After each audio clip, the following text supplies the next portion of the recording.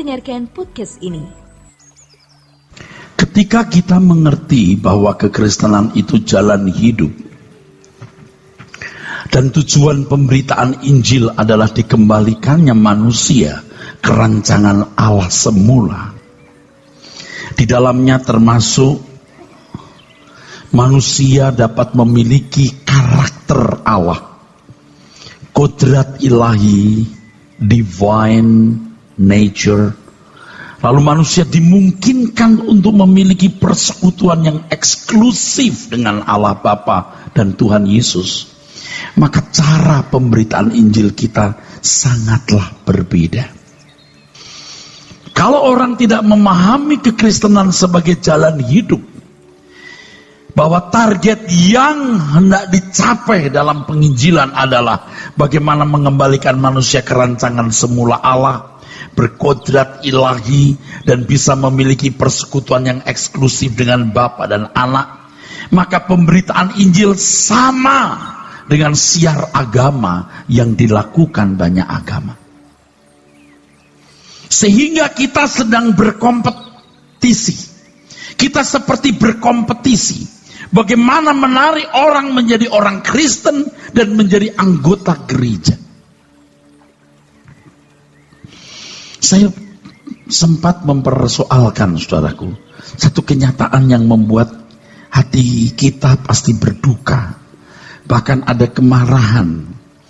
Ketika wilayah-wilayah Kristen kemudian tidak menjadi wilayah Kristen. Yang tadinya mayoritas menjadi minoritas. Tentu sebagai orang beragama Kristen memiliki yang namanya sentimen. Sentimen terhadap agama lain. Tidak rela orang-orang Kristen pindah agama. Tetapi faktanya terjadi ini di banyak belahan dunia. Termasuk juga di Indonesia. Tetapi kemudian ada satu yang menghibur saya dan membuat saya bisa menerima kenyataan ini. Atau lebih membuat saya tidak susah dan marah.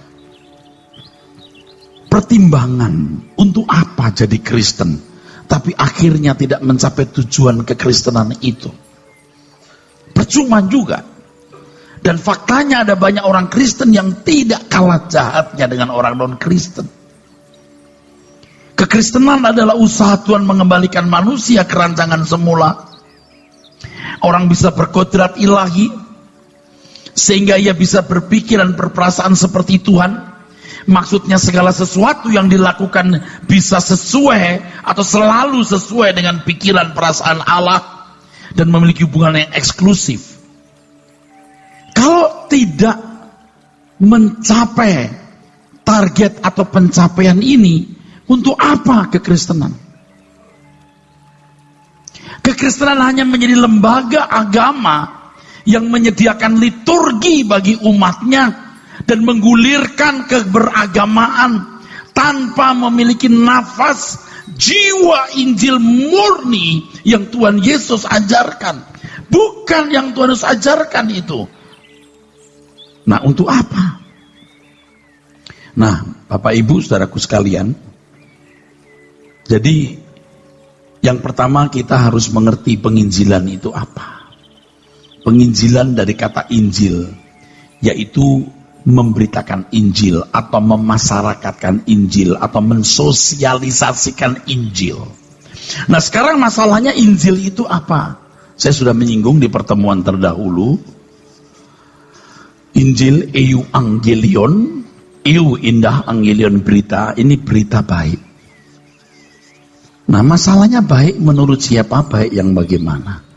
Kalau kita melihat konteks zaman pada awal kekristenan, Injil tidak menjadi berita baik untuk orang-orang tertentu. Sebab begitu mereka menerima Injil, percaya Tuhan Yesus, justru menjadi persoalan. Hidup mereka menjadi sulit. Orang tua kehilangan anak, anak kehilangan orang tua, orang kehilangan keluarga negara, rumah bisa disita, mereka bisa masuk penjara, bahkan dibunuh semena-mena. Apa itu kabar baik? Coba saudaraku. Injil kabar baik, apanya yang baik? Baik menurut siapa dan baik yang bagaimana? Kalau kita hubungkan pemberitaan Injil dengan konteks zaman waktu itu. Dan jangan lupa, usia kekristenan pada waktu mengalami tekanan itu ratusan tahun, bukan puluhan, ratusan tahun. Sekarang orang yang tidak mengerti sejarah, tidak mengerti sejarah gereja, dan tidak mengerti Injil yang sejati, semena-mena mengisi atau memberi pengertian kata baik di sini. Semena-mena di sini terjadi penyesatan, saudaraku. Injil ditawarkan sebagai salah satu alternatif yang dipadankan dengan banyak agama. Dengan Injil orang ditawarkan menjadi anak Allah. Kalau menjadi anak Allah akan mendapatkan jaminan pemeliharaan Tuhan yang lebih baik atau lebih banyak. Karena bisa berstatus anak Allah, ke surga lebih gampang. Menjadi Kristen seperti menemukan jalan tol untuk masuk ke surga. Tuhan Yesus yang bayar pintu gerbang tolnya. Ini kan jadi ngawur, saudara. Kekristenan menjadi salah satu alternatif, opsi pilihan dari banyak agama. Kekristenan bukan agama tapi jalan hidup. Tidak akan bisa dipadankan dengan agama lain, tidak bisa. Sebab baiknya kekristenan itu paradoks, bisa bertentangan dengan baiknya menurut pengertian umum yang itu menjiwai agama pada umumnya, termasuk agama Yahudi. Agama Yahudi kan mengajarkan hukum, kalau taat diberkati, tidak taat dilaknati. Nah, orang Kristen biar sudah taat seperti Paulus, sengsara sampai mati, bahkan mati dipancung. Apa baiknya? Nah, kan harus diuraikan. Kekusutan seperti ini nggak gampang diurai kalau orang tidak belajar secara tekun, secara bertahap. Jadi ketika Tuhan Yesus berkata, akulah jalan, kebenaran, dan hidup, tidak seorang pun sampai kepada Bapa. Jangan hanya dimengerti bahwa tanpa Yesus orang tidak masuk surga. Nah, kembali saya mesti menjelaskan di sini, saudaraku. Salib ini kan memikul dosa dunia, saudaraku. Jadi kalau orang tidak mendengar Injil, dihakimi menurut perbuatan. Oke? Atau salah memahami Injil. Ayat itu tidak berlaku di sini. Mungkin bisa berlaku di Kisah Rasul 3:12, bahwa di bawah kolong langit tidak ada nama yang diberikan manusia yang di dalamnya orang beroleh keselamatan. Bisa di situ. Tapi kalau Yohanes pasal 14 ayat yang ke-6, ini sebuah eksklusivitas sampai kepada Bapa. Penginjilan itu. Itulah sebabnya di dalam pemberitaan Injil Tuhan mengatakan jadikan semua bangsa muridku. Artinya jadikan semua bangsa untuk belajar. Jadi tidak cukup untuk tahu Yesus juru selamat lalu mengaku percaya statusnya sebagai juru selamat dan sejarahnya dalam Injil. Penginjilan artinya mensosialisasikan gaya hidup Tuhan Yesus. Bukan hanya mensosialisasikan agama Kristen. Ayo biar masuk agama Kristen, diinjili, yuk percaya Tuhan Yesus enggak? Ayo percaya Tuhan Yesus ke gereja. Belum selesai. Kalau begitu mudah. Datang aja ke wilayah miskin daerah kumuh, bagi beras, bagi gula, terus berbuat baik panjang. Dia terpengaruhi masuk Kristen. Berani nggak dia bergaya hidup seperti Tuhan Yesus yang artinya meninggalkan dunia dengan segala kesenangannya? Jadi memang harus diakui aspek lain, kita menjadi pesimis.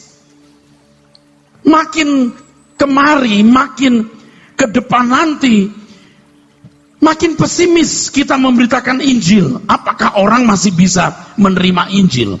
Menerima Injil bukan menerima agama Kristen.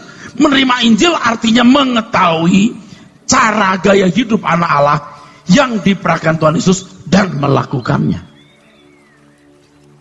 Jadi sebenarnya saudara ini masih dalam proses pemberitaan Injil sekarang ini. Jadi menurut saya penginjilan itu bisa ada di dalam dua arah. Keluar dan ke dalam. Keluar untuk orang yang sama sekali belum mendengar Injil. Dan menurut yang saya pahami, untuk orang yang keluar itu, kita lebih menjadi saksi.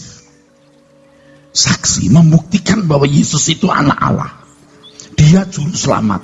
Juru selamat artinya mengembalikan kerancangan semula. Dan saudara adalah produknya. Bukan bisa cerita tentang Tuhan, tetapi membuktikan, menunjukkan produknya. Ini loh produk orang yang diselamatkan. Dimanapun kita berada, kita mesti melengkapi anak-anak sekolah minggu, remaja, pemuda kita dengan pengertian ini. Jadi kalau keluar itu produknya. Jadi garam dunia itu lebih keluar. Di dalam juga iya tentunya. Tentunya iya. Tapi kalau keluar lebih pada produknya. Karena keluar kita nggak bisa bilang begini, dikembalikan kerancangan semula, rendah hati adalah, lemah lembut adalah. Nggak ngerti. Mereka tidak bisa nangkap dengan pikiran karena mereka tidak nyambung dengan kita. Tapi mereka bisa merasakan helpful kita, rendah hati kita, lemah lembut kita. Mereka bisa merasakan itu. Mereka harus feel, mereka merasakan. Dari apa yang mereka lihat, mereka dengar, mereka juga merasakan bahwa orang ini luar biasa. Itu baru namanya jadi saksi. Kalau di abad-abad mula-mula, dan saya selalu mengacu ke situ karena Injil ditulis pada abad itu. Injil tidak mungkin bisa dimengerti tanpa menghubungkan dengan konteks zaman. Jadi kalau Injil mengatakan sekarang kita ini anak-anak Allah, kita itu bukan kitanya sekarang, kita pada waktu Injil ditulis untuk jemaat waktu itu. Jadi bukan untuk kita, Pak, untuk kita yang berkualitas seperti jemaat waktu itu. Kamu umat pemenang, itu bukan untuk kita, untuk jemaat Roma, atau untuk kita yang memiliki kualitas seperti jemaat Roma. Maka seluruh kebenaran yang diajarkan Alkitab yang harus dikenakan juga untuk zaman kita, walaupun zaman kita sangat berbeda dengan zaman itu. Jadi yang keluar ini, saudaraku, itu penggaraman. Orang itu merasakan. Orang melihat kota yang terletak di atas gunung. Mereka melihat Yerusalem baru. Mereka melihat saudara berasal dari mana. Terus terang saya juga bertahun-tahun jadi pendeta. Tidak sungguh-sungguhlah saudara bisa membuat orang melihat surga. Tapi sekarang saya mau, dan sekarang sudah mulai terus ke depan. Harus kuat sekali. Nah Bapak Ibu kalau bisa menjadi saksi itu, wah luar biasa. Tuhan Yesus dibully, dicemooh. Nah kita kan lihat bagaimana orang-orang di luar sana berkata tentang Tuhan Yesus. Dia bukan anak Allah lah, dia hanya nabi lah, dia hasil perselingkuhan Maria dengan prajurit Roma lah. Kurang ajar. Cuman kita ini kan bukan seperti orang-orang tertentu yang membela agamanya secara buta. Kita diam saja karena kita tahu Tuhan kita sudah cukup bisa membela dirinya sendiri. Kalau kita pakai acara membela-bela Tuhan, kayak mensubsidi Tuhan, kita malah melecehkan Tuhan. Tuhan dibully, ya, dizolimi, diciderai. Kita membalas percideraan itu bukan dengan perdebatan, membuktikan keagungan kepribadian kita, kejujuran kita, ketulusan kemurnian hati kita. Saudara ya, Tuhan akan membawa saudara di satu situasi di mana ditantang untuk menunjukkan kebenaranmu. Makanya saudara, saya itu diberkati Tuhan minggu kemarin dengan pelajaran. Buktikan kebenaran pada dirimu sendiri. Jadi ini berkat yang luar biasa yang saya peroleh loh. Dan itu mengubah hidup saya pasti. Saya berjuang loh untuk hidup benar, itu berjuang loh saudara. Berjuang benar-benar melawan keinginan daging, nafsu, pikiran negatif. kebencian, dendam, emosi. Kita itu kalau di depan orang kan berusaha untuk baik. Nah, karena kita mendengar firman Tuhan mengatakan, jadi saksi ya. Ayo buktikan Yesusmu itu benar. Lalu kita berakting baik kan. Itu kan otomatis bisa begitu. Jangan berusaha untuk membuktikan dirimu benar kepada orang. Buktikan dirimu benar kepada dirimu sendiri. Jadi kalau gini saudaraku, kalau di dalam pikiran kita ini kan kita punya konsep A, B, C. Apa yang baik itu yang ini, yang itu, yang ini. Coba buktikan dalam kelakuanmu. Nggak usah orang harus tahu. Apa yang kamu tahu, itu kebenaran, lakukan. Di Roma pasal 2 ayat 12-15 mengatakan, orang akan dihakimi menurut hati nuraninya. Betul? Ngerti maksudnya? Artinya begini, apa yang dipandang dia itu baik, norma kebaikan yang dipahami orang itu, apakah dilakukan? Jadi nanti semua kitab akan dibuka, kata firman Tuhan. Orang dihakimi menurut kitab-kitab yang tertulis. Dihakimi menurut apa? Kitab-kitab itu. Jadi orang punya standar moral A, yang lain punya standar moral B. Ini beda dengan yang itu ya, ini beda ya. Jadi kalau satu suku bangsa yang dipahami baik itu begini, dia lakukan nggak?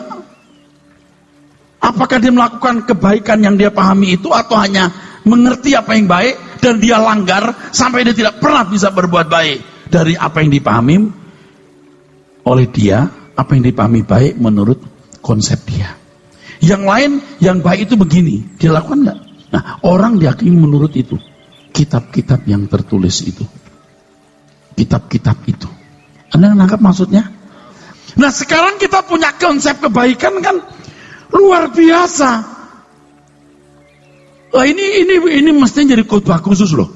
Punya pikiran perasaan Tuhan. Kamu lakukan enggak? Buktikan kepada dirimu sendiri.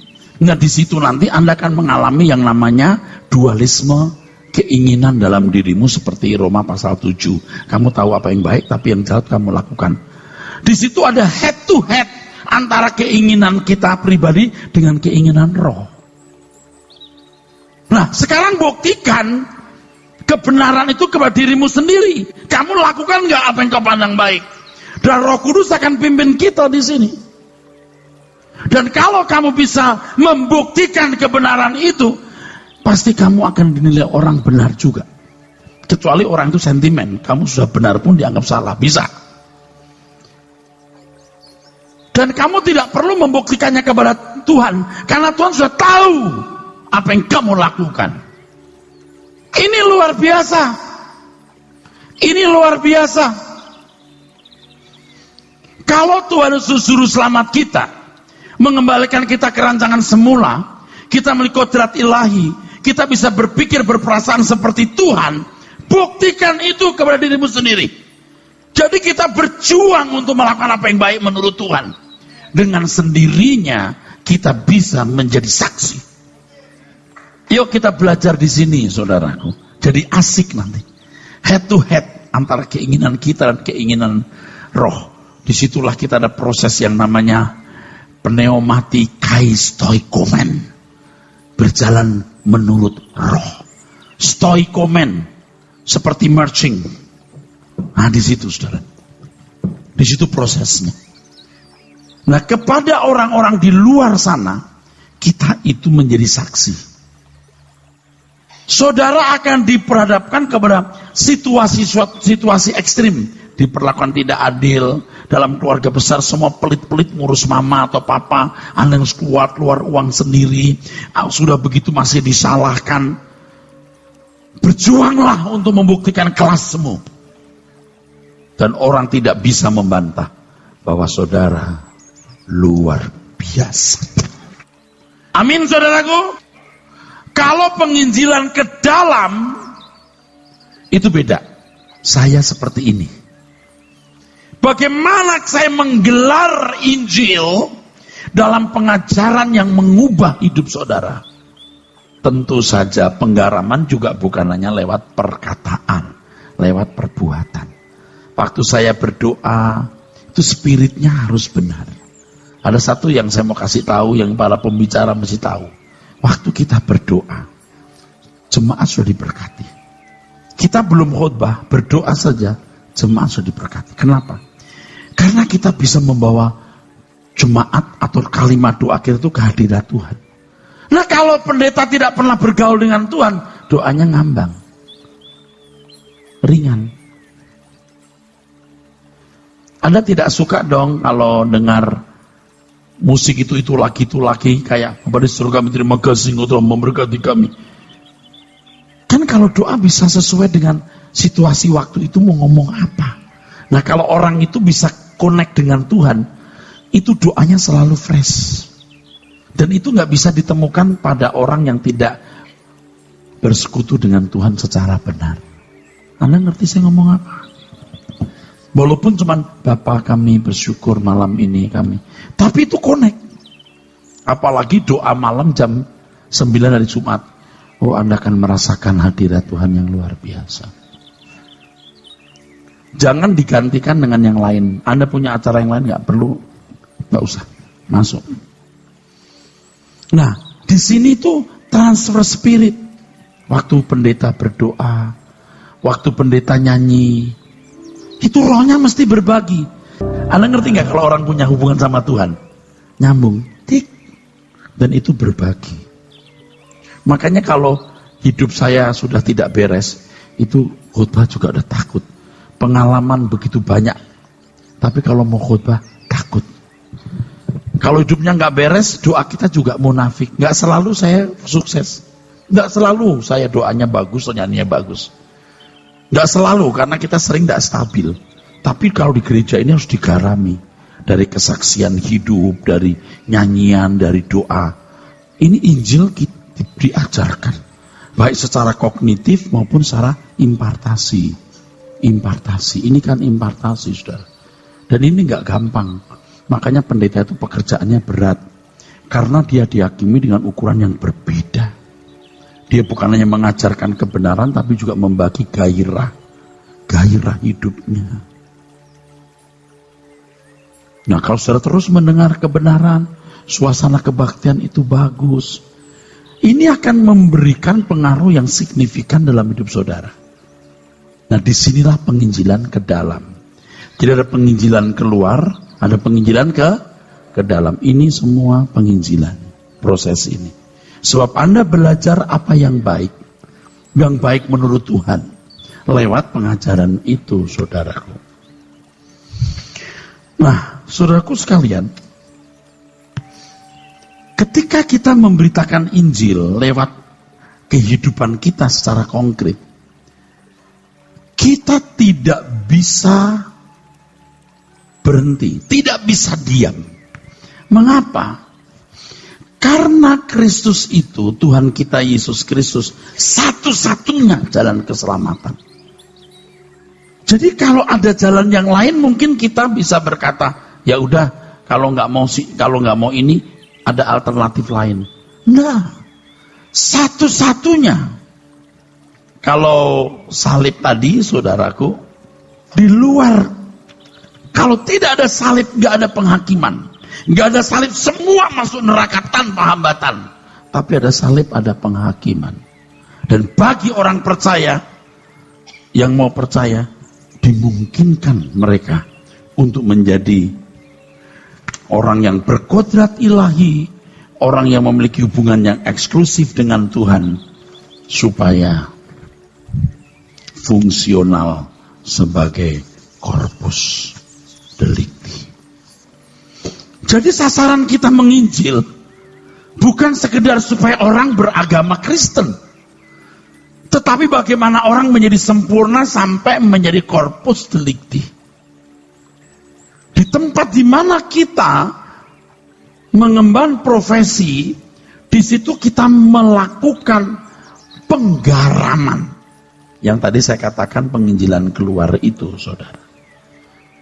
Nah kalau untuk seorang yang dipanggil khusus, dikirim ke pedalaman Papua atau Afrika, ke masyarakat tertentu, sampai belajar bahasanya, bisa menikah dengan suku atau penduduk setempat, itu memang spesial, panggilan khusus.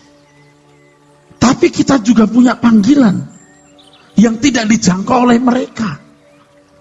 Kalau KKR kan bikin selebaran, orang datang, orang khotbah.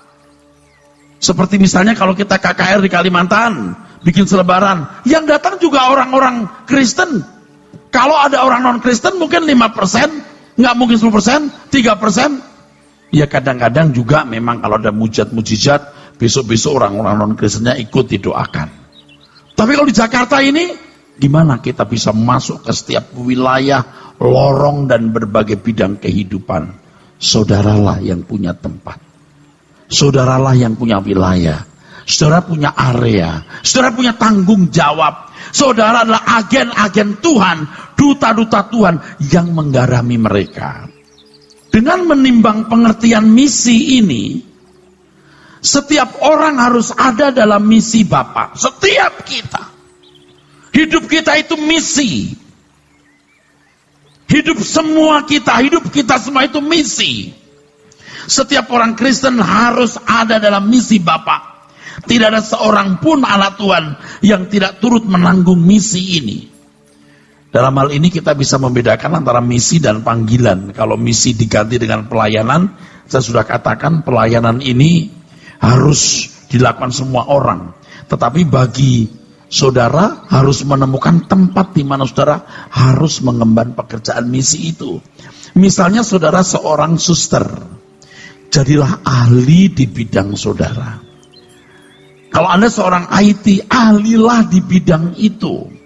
Anda tidak mungkin bisa menjadi berkat melalui tindakan moral kalau ekspertisi atau keahlianmu terbatas karena kemalasan. Saya mengerti pendidikan saudara mungkin tidak S2 tapi S1. Tapi S1 yang maksimal. Anda mengerti maksudnya?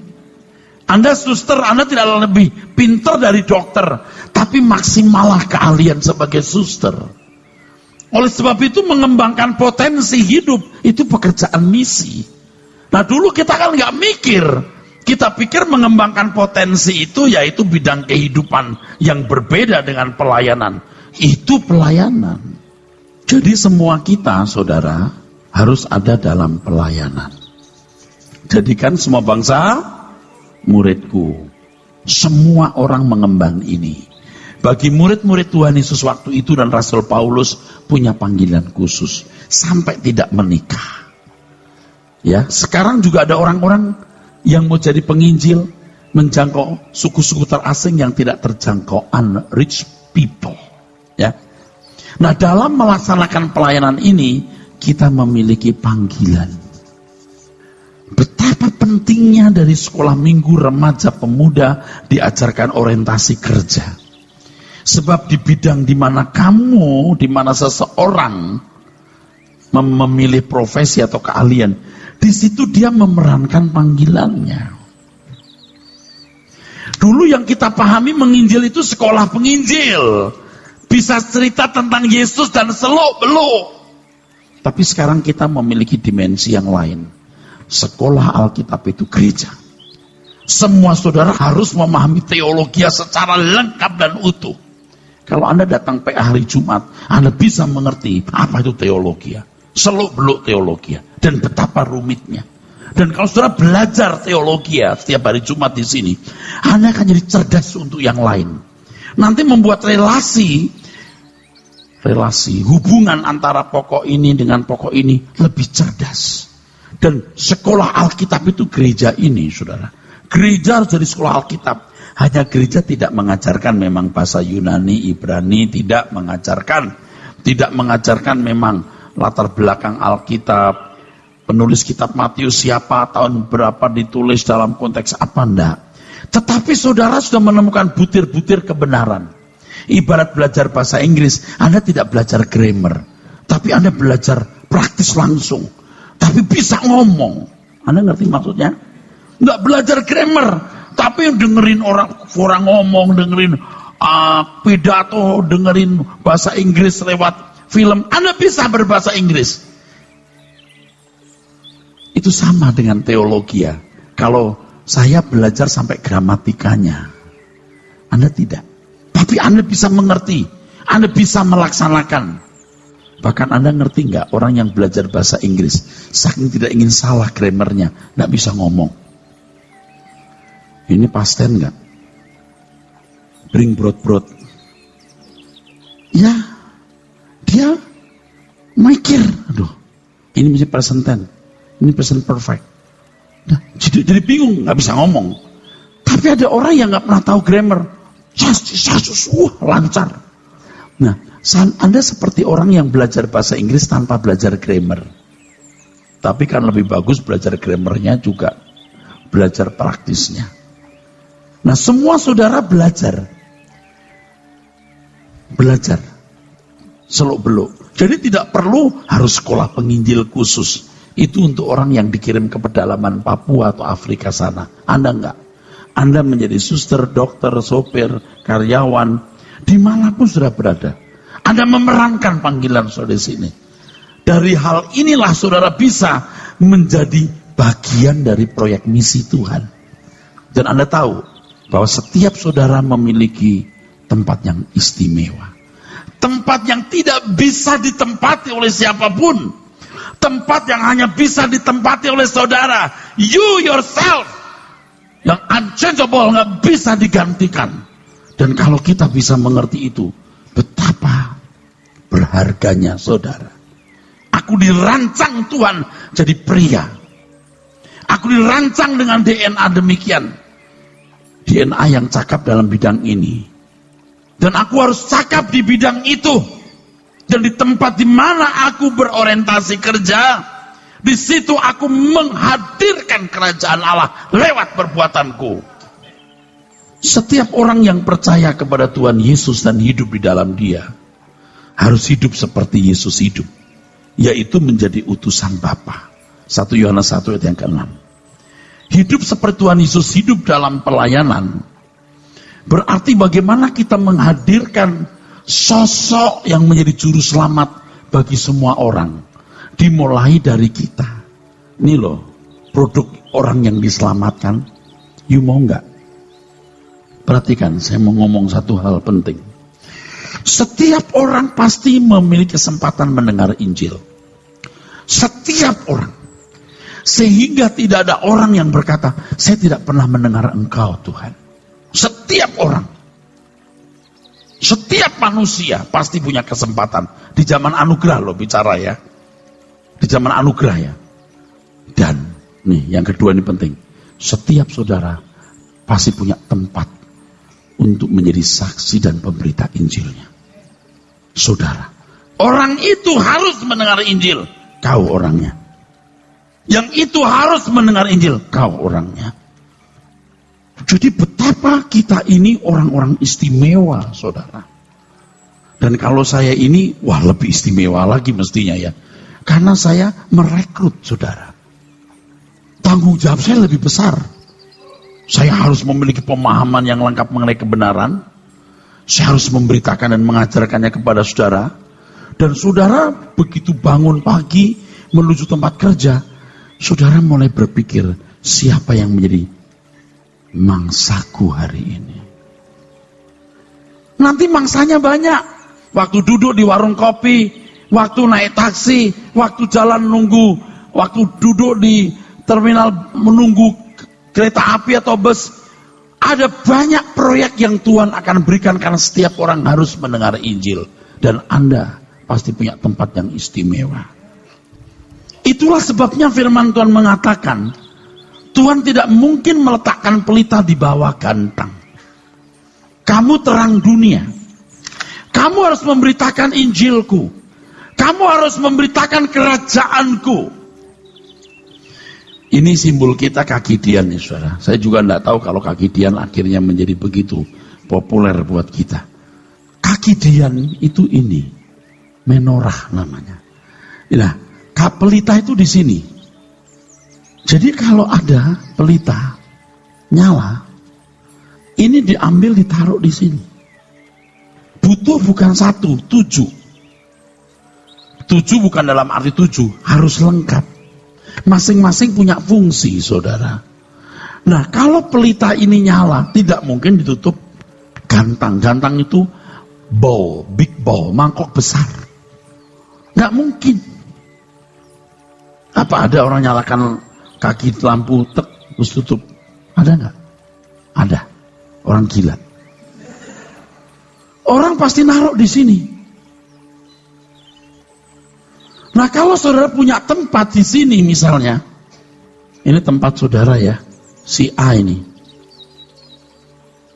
Lalu Anda tidak nyala, Tuhan pasti gantikan yang lain. Oleh sebab itu hidup kita tidak bisa setengah-setengah ikut Tuhan. Harus segenap hidup. Supaya kita bisa menemukan tempat kita. Jadi tolong ya, jangan Anda merasa kalau karena Anda seorang misalnya pedagang kelontong, lalu Anda merasa lebih kecil dari pendeta atau lebih kecil dari pedagang berlian. Ada tempat yang saudara miliki di mana Anda ditugaskan, pos yang Tuhan percayakan Anda sudah di situ, yang tidak bisa dilakukan oleh siapapun. Hanya Anda yang bisa. Anda ditaruh di sini. Ini harus dengan kerelaan. Tuhan pasti tidak mencari orang-orang yang tidak rela. Orang-orang yang bertumbuh dalam kedewasaan, yang benar di mata Tuhan, yang bisa ditampilkan. Kalau saya boleh menambahkan, walaupun mungkin dianggap lebay bisa. Terangnya ini nggak boleh terang kedip-kedip, harus terang yang benar, ada standar terangnya. Misalnya kalau ini diharapkan 150 watt, ini 5 watt, saya nggak yakin bisa ditaruh. Kalau kita berbicara dari tadi, bicara mengenai bahwa kita menjadi saksi di tengah-tengah masyarakat, penginjilan keluar itu, ya, ini bukan mereka yang punya panggilan khusus ya saudara, tapi semua kita yang memiliki panggilan di tempat masing-masing, di bidang profesi yang kita geluti ya saudara. Tuhan mau taruh kita di tempat-tempat di mana orang tidak bisa gantikan kita. Jadi begitu kita bangun tidur menuju tempat kerja, kita itu menuju pelayanan. Jadi yang pergi pelayanan bukan hanya pendeta waktu bawa Alkitab mau khotbah. Waktu Anda masuk taksi, saudara jadi driver taksi driver, Anda punya pelayanan di situ. Waktu Anda buka restoran, Anda buka toko, itu pelayananmu, real ministry saudara. Amin. Dan Anda terhormat di situ, saudaraku. Makanya anak-anak remaja suruh sekolah yang benar, ya. Kuliah yang benar. Pilih kerja yang tepat dan memiliki keahlian di situ. Saudara direkrut menjadi hamba-hamba Tuhan. Jadi setiap kita itu bisa dengan yakin berkata, saya hamba Tuhan. Loh, kan bawa pedagang, sambilan. Ya kata itu nggak tepat sebenarnya. Memang bukan sambilan. Di usaha dagang dan bisnisku itulah aku melayani Tuhan. Tapi kan nggak bisa bilang apa. Orang nggak ngerti. Nah ini kan kita sudah sebenarnya terbawa oleh cara berpikir dunia yang salah. Kalau rohaniwan itu pekerjaan rohani, lebih unggul dari pedagang. Kalau pedagang boleh bohong-bohong, kalau gereja nggak boleh bohong. Sekarang, kalau bukan kebenaran yang disampaikan kan pembohongan, saudara. Saudara kiranya menjadi salah satu dari pelita ini, yang Tuhan taruh, dan saudara bisa menjadi sangat fungsional. Nah seperti yang saya singgung bahwa panggilan itu berkenaan dengan respon terhadap tanggung jawab hidup kepada Tuhan. Yaitu hidup dalam misinya atau dalam pelayanan. Dan setiap orang harus menemukan tempat di mana ia dapat berkarya bagi Tuhan sebagai responnya. Orang tua harus mempersiapkan anak-anaknya untuk memiliki respon dan kapasitas dalam mengisi panggilan pelayanannya. Jadi ibu-ibu rumah tangga jangan merasa, saya ini bukan karir Pak, saya cuman ibu rumah tangga.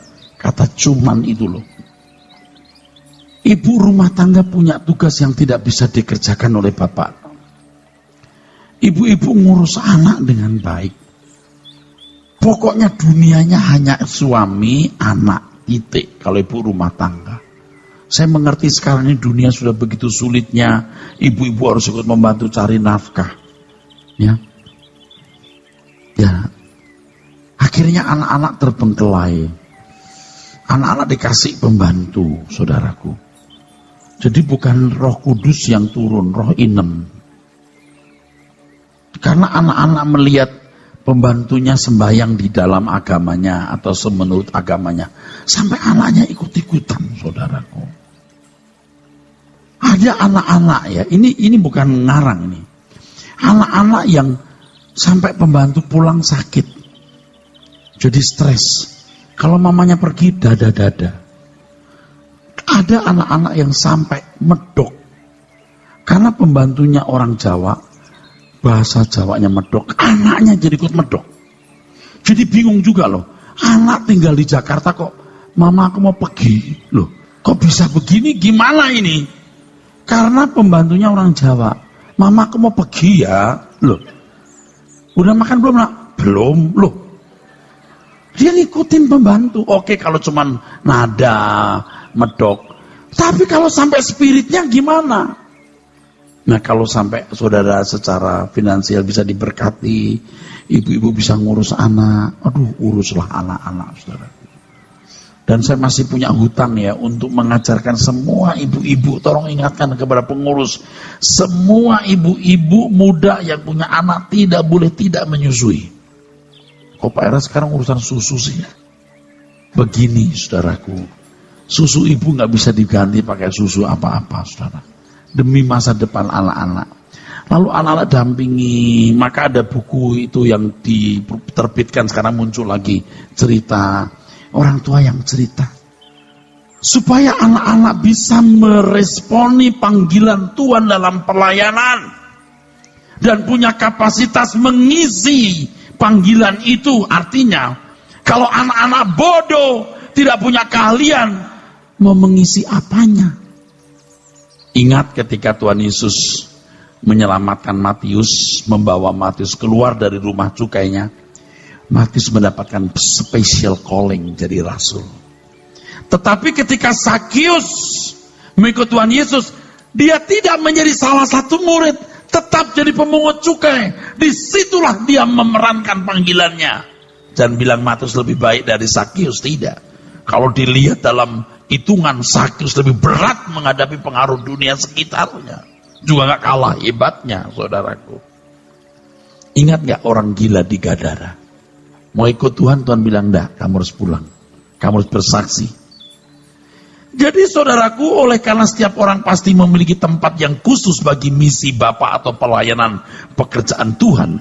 Itulah sebabnya suatu pekerjaan tidak bisa dikatakan duniawi atau rohani hanya berdasarkan jenis pekerjaan itu.